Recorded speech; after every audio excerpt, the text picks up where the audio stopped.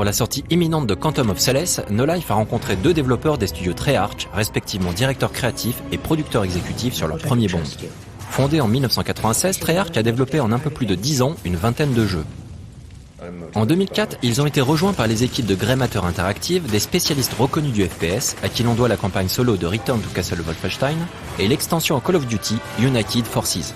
Aujourd'hui, le studio Treyarch, acquis par Activision en 2001, travaille sur quelques-uns des plus gros titres de l'éditeur en cette fin d'année.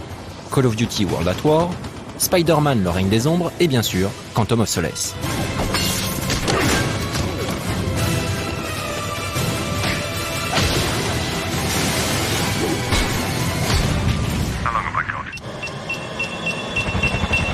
Our game is actually built on the Call of Duty 4 engine, so we work really closely with the guys at Infinity Ward to begin our game, start our game over a year ago with the Call of Duty 4 tech. What that really, and the tools and the pipeline, so as we build our content that's very specific, everything that we're building just for our game, we actually can build it in tools that we know, use the pipeline and get it into the game and running really quickly. The really nice thing there for us, that allows us to do is it lets us focus our time on gameplay, on building the game spaces and working out the formula for what is a Bond game from Activision, since it is our very first Bond game. And it lets us focus on gameplay instead of spending all our time focusing on the plumbing just to get things to render on screen. So it's a really valuable thing, and we owe a debt of gratitude to Infinity Ward for helping us out with that. The AI system is completely brand new. You know, Call of Duty uses scripted events, and it's very highly scripted, so that if the player does this, it does this, if the player does that. We have a much more open feel to the way our AI react. And in actual fact, they make logical decisions and heuristic decisions on how to play through the level every second of the game. So when you walk into a room, they can choose to go left or right, they can take cover, they can throw a grenade, they can hop over, they can rush you, they can change weapons on you. I mean, all of this is a brand new AI system. And of course also we're a third-person, first-person game. You know, you play in first person, but when you take cover, you go into third person. So we had to build that new feature into the game as well. Our story for our game is we actually cover two movies. Quantum of Solace is coming out, of course, later this year, but it's also, Quantum of Solace is the very first true sequel in the history of Bond movies. It picks up about an hour after Casino Royale ended. So our game actually covers both stories. We cover the story of Casino Royale and then cover the story of Quantum of Solace. We did add some threads to the story. We kind of layered some new plot lines on top, which we ran past the film studio to make sure that there was appropriate content. We also have some storylines and some little pieces in the story that were in the original movies but got cut. So they fit within the realm of the story, but because of length of movie, you know, a movie can only be a certain length according to the theatres. There's content that they filmed, they shot, they recorded, they processed, but then they cut it. We get that content and we added it back into the game. From a gameplay standpoint, when you're making a game from a passive experience like a movie, you look for the scenes that say, okay, here's a great action sequence that we think people are going to want to play. And some sequences from the movies, some of them fit and you say, wow, being Bond in that scene would really make a lot of sense and be a lot of fun.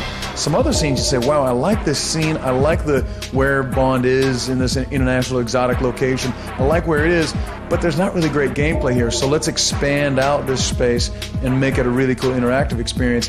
And so, though it is the same story from the two movies, there's a lot that you actually get to experience that you wouldn't necessarily have seen from the movie. Mais l'une des nouveautés de ce FPS Bond est de varier les approches. Treyarch ayant souhaité respecter le nouvel esprit de la franchise cinématographique en créant plus qu'un simple FPS. This is the first Bond game from our company. It's actually an exciting thing for us because not only is this the first Bond game from our company, it's the first Bond game with Daniel Craig and the first Bond game on next generation platforms. So there are things that we're going to be able to do with Daniel Craig because he is this new, much more physical, more cunning, and more dangerous Bond. We wanted to take advantage of the fact that it was a new Bond. You know, Daniel Craig is a very different Bond from, you know, any of the previous Bonds. He's really athletic. You know, in Casino Royale, for example, he gets worked over, he gets beaten up, you know, and he goes through a lot of emotional trauma. So this character is so much more expressive and so much more deep that this was a real chance not just to start a new franchise for Activision, but to really give us a chance to show Daniel Craig's Bond. It's a very unique Bond, and so we wanted to take a new approach to the gameplay as well, which is why we believe we're more than just an action game. That's really core to what our game experience is. And then, of course, on next-gen platforms, we're going to be able to do things that you know, people haven't seen in a Bond game before. But the gameplay for this, for our game, is really what we call a first-person action game. Action because Bond is an action hero, and all the movies are very much action movies. First-person because that is, you know, you're a gamer, I'm a gamer. You know what first-person camera means in the context of a video game. Ours actually isn't truly a first-person. It is primarily first person, but you can actually go into third person in cover when you want to take cover in the middle of a battle. Or if you're just coming into an area, seeing a big open area, where you say, okay, I don't know what's around this next corner, I don't know what might be lying there. So you take cover and kind of get a lay of the land. So it's more of a blend between first person and third person as far as that core gameplay experience. And I'll just tell you real quickly, we made that choice because that's what gamers told us they wanted.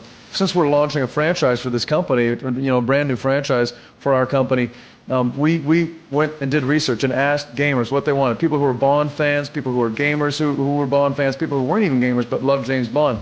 You know, what would you want in a James Bond game? But we asked them lots of questions. But in the context of that core experience, we said, you know, do you want a first person? Do you want a third person? What we found is most people said that they wanted a first-person Bond game. They want to see through Bond's eyes. They feel much more like James Bond in a first-person camera view. But there was still about a third of the people that we asked said they want to see Bond on screen. That's a cool character. I want to actually see him when I'm playing the game. And so what we did is we talked to our engineers and said, well, can we do both? And we found out we could. And so we think that that's going to be. Certainly it's a unique thing. There's only one other game that I know of that does that. A much more tactical shooter than us. But this is a unique thing that's, you know, for Bond games, and we think gamers are going to like it a lot. Daniel Craig, à la grande surprise de Treyarch, s'est avéré être un gamer accompli, ce qui n'a pas contribué à faciliter la tâche du studio.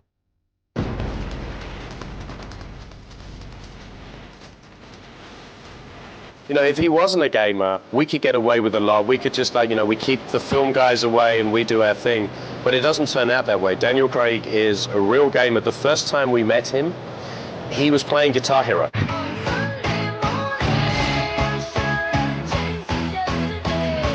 It's a funny story. We got there in the morning. We were setting up in this conference room, setting up our Dolby 5.1 setup and setting up the game and making sure it was running okay.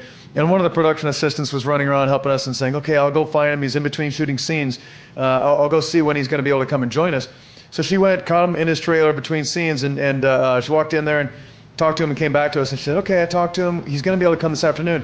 Yeah, I walked in there and he was playing some guitar game. And I'm like, yes, Guitar Hero, that's our game. That's a game from our company. And he was 30 minutes late to our first meeting because he had to finish a couple of songs. So, you know, he's the real deal. He's played our game, I think 3 times now.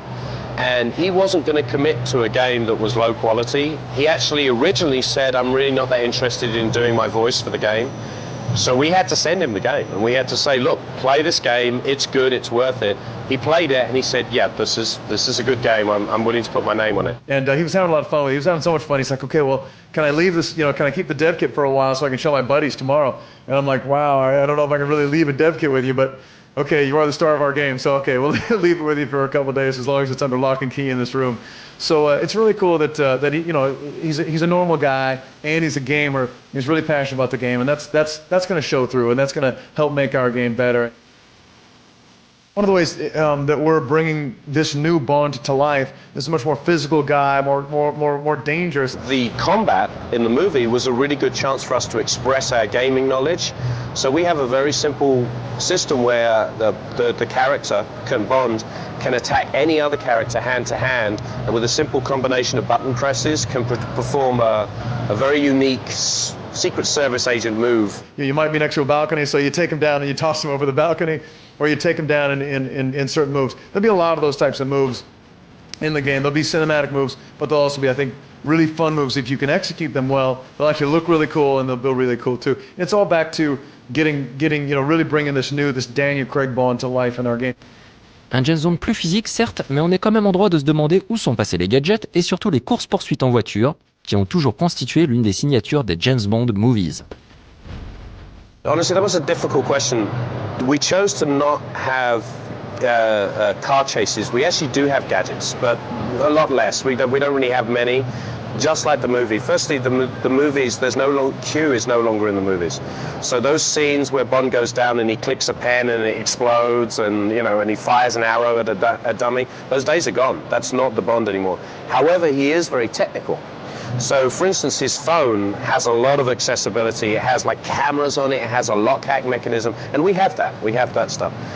For the driving, we actually had driving in our game for many months. We designed it. We were going to do it, and several months ago, we took a look at what we had, and we had to make a choice. We could either keep spending all of our resources, engineers, artists, particle effects design, all of these people trying to make the driving good enough to be in our game, or we could take all of those people and put them into our combat system and make it a 90%, make it really kick-ass, for want of a better term, And we honestly decided that although driving is an integral part of Bond, the most integral part of Bond is the game. We weren't going to make just another movie license game. It has kind of driving and it kind of has, shooting. We weren't going to do that. So we focused everything on the combat system, and I think it really paid off. We have a really good gameplay system. Aujourd'hui, plus de détails ont été révélés sur le mode multijoueur. Quantum of Solace sera ainsi jouable jusqu'à 12 et reprendra la possibilité de faire évoluer son personnage à la manière de Call of Duty 4. Quelques modes originaux seront également accessibles, comme le Golden Gun qui permet d'utiliser le fameux pistolet d'or afin d'abattre ses ennemis d'une seule balle, ou encore le Bond Versus basé sur un système d'objectifs à atteindre avant ses adversaires.